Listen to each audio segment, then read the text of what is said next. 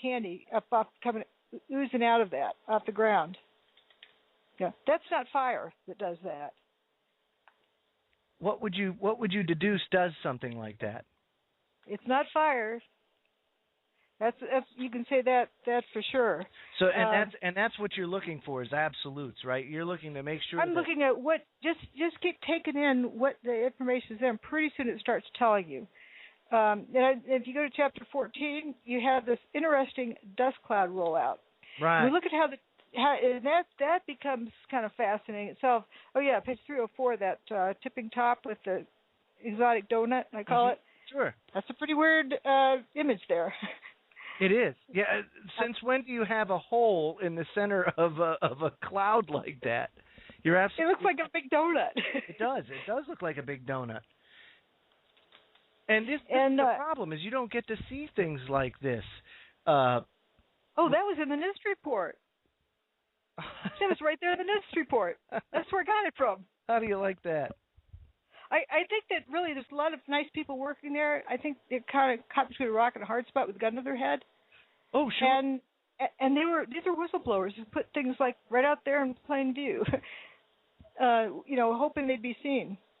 Okay, page 311. Here's another interesting thing about this dust cloud rollout. If you got some dirt from your vacuum cleaner, your dust bag, and emptied on a clean basement floor and dropped a cookie sheet on it, the dust would go poof outward. Right. It would hit the ground and then kind of flay out. You're absolutely right. Yeah. Yeah. It gets thinner and thinner and thinner and tapers off as it goes out. Right. But the dust rollout from the WTC was sort of like uniform thickness up to a point, and then boom, stopped abruptly. When the South Tower went first, it rolled up to Warren Street. Right. And stopped. Mm-hmm. And then when the North Tower went poof, which is located a block north of the South Tower, it went past Warren Street up to the next street, which I think is Chambers Street, where the pedestrian bridge is. Okay. So interesting that the dust rolled out just one block further, and the towers are one block apart. Well, that would seem to make sense, wouldn't it? Interesting, that it's so consistent. Right, exactly. But it's also the same timing. Keep in mind, one of the towers was had its hole in the 92nd floor or something, 88th to 92nd, and the other one was like 78th to 82nd floor. It's different elevations. Right, there was a lot of different variables. You're correct. So on page 312, you see where, on the top picture, where the dust cloud from the rollout of the North Tower is starting to catch up to where it stopped from the South Tower. Yes. And it rolls on past, it goes up to the pedestrian bridge and stops. And it was so wonderful of this couple, Bob and Bree, who took this video out their window and made it publicly available. And wherever they are, I'd like to thank them. That was a wonderful video. You see the dust roll towards their window, and that was right where the boundary was. And it stopped and went up, and it didn't touch their window. It stopped like an inch from their window or so. Yeah. No, it's very compelling. And you see it rise like yeast bread, and then like figure 326, the top of page 313. Right. It stops right there like a boundary and goes up. Okay, what do we have going on here? We have dust that's breaking down, and it's becoming finer and finer and finer. If you throw a rock, that rock can go pretty far because its mass per surface area is a pretty big number. But dust, you can't get a handful of flour and throw it very far because the surface area is so great per mass that it's got an awful lot of wind resistance that keeps it from going very far. So if you get a big rock, and then it's traveling horizontally, but it's breaking down finer and finer and finer into finer and finer parts, when it breaks down in fine enough particles, it'll come to a stop. And it'll be so fine that it goes up. And there was a light breeze that day, about 8 miles an hour or 9 miles an hour, that tended to send it backwards. But up is up, and it's still going up. And it was carrying the dust upward. But that's one explanation I can see for why it would stop at a particular point, because that was the breakdown rate. What about the two-tone clouds? What was it? What's important about that? What do you derive from that? Because see, I don't. What we learned in let me just tell you about this one. In the military, what you learn about fires is that when you have black smoke or that type, that's it's inefficiently burned fuel or something like that would cause black smoke. It's not fuel being burned efficiently. Say, for example, you've got a car that's running too rich, and they hit the pedal, it comes out, it shoots black smoke out the back. But if it's white smoke, then there's two things that cause white smoke. Either the fire's out, if there's a fire, it's being extinguished, in which case you get white smoke, or it's a fire that's burning efficiently. So that's. Or now this isn't necessarily smoke. Right. This is dustified building. Right. Exactly right. And so I don't know, but that is something I noticed. This like the picture on page 316. There's a friend of mine that calls that chocolate covered ice cream. It does look like it. That's for sure. Or licorice covered. And then there's the 318 where it goes in different directions. There's also the issue of fuzzballs. Remember using a different term for a different phenomenon? Yes. Each phenomenon has its own unique term. I just let it develop as it did, because if I used, characteristic 359782-5A, that's hard to remember. Sure it is. Easier to remember fuzzballs, fuzzy blobs. It's not like you're going to confuse that with anything else either. Now, fuzzballs is what I called this fine dust around people's feet. And page 322 is an example. The coarse dust landed at the beginning of chapter 15. That's page 321. That was the first time I noticed. That was my big aha moment. You see clear blue sky off in the distance. You're upwind of the Trade Center just after Tower 1 went poof. I know Tower 1's gone poof because the car park is fuming away, and it was fine until that point. So you're looking westward and you see blue sky, but then you get a close look at that fireman's feet or the policeman's feet, and you see fuzz balls around his feet, just fuzzy stuff. Yes. Dust that fine cannot settle out of the air in 5 or 10 or 15 minutes. That settled out as coarse dust and then became fine. And if you look on the next page, page 322, you notice the dust is starting to ease up on its own. Right, the exactly. Fuzz balls so it's broken down. This is coarse dust that breaks down finer and finer and finer. So recapping here, you have, the wheat checks, I call them, those are the outer prefab units of 3 columns wide by 3 stories tall that they made the building out of. You see the wheat checks flying through the air. They look like they have jet propulsion because they're turning into dust as they go, kind of effervescing, or like an Alka-Seltzer tablet, sort exactly. of.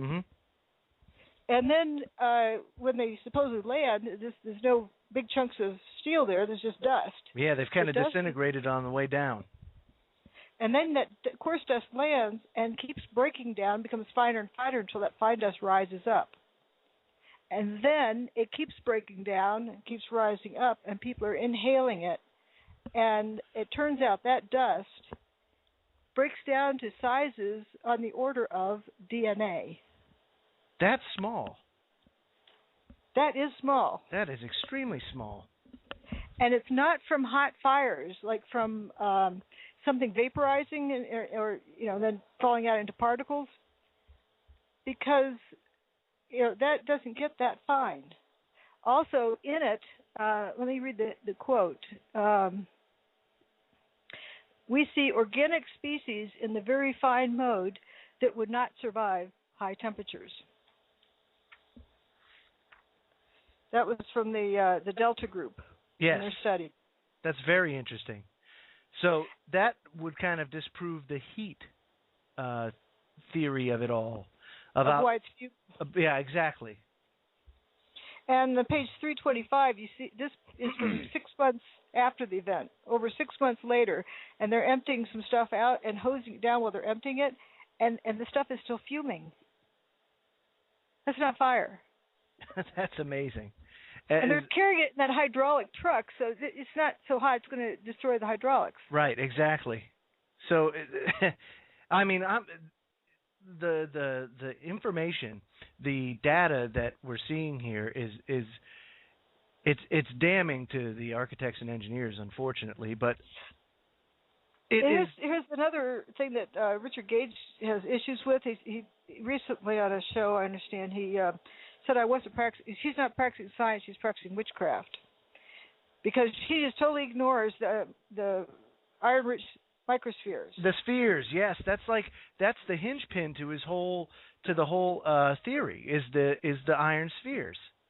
But you got to show what, there's a whole lot of things you got to collect the data on, and what does it mean? It can mean a bunch of different things. And as it turns out, iron-rich spheres are found in crop circles, in plants that are not burned. Really? That's something that before I read the book I didn't know.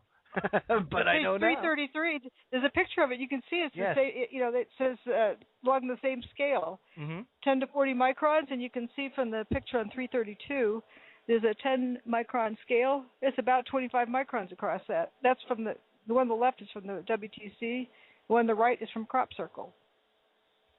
Imagine that.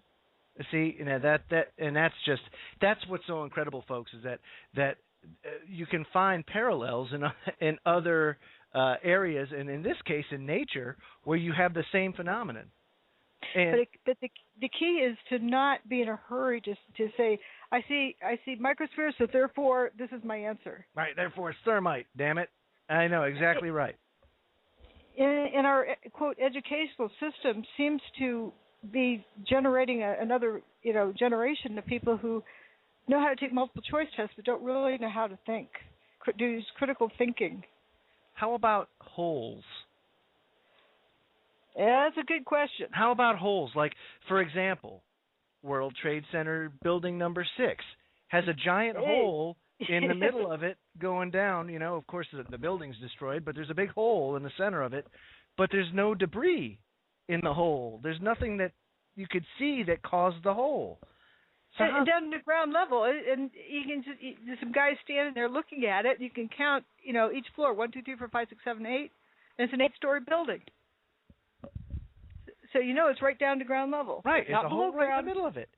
So how does something like that get there? These are all things that it's not thermite. That doesn't do it. And it looks like a big post hole digger, just boom, boom, boom, and exactly right. But I mean the shape.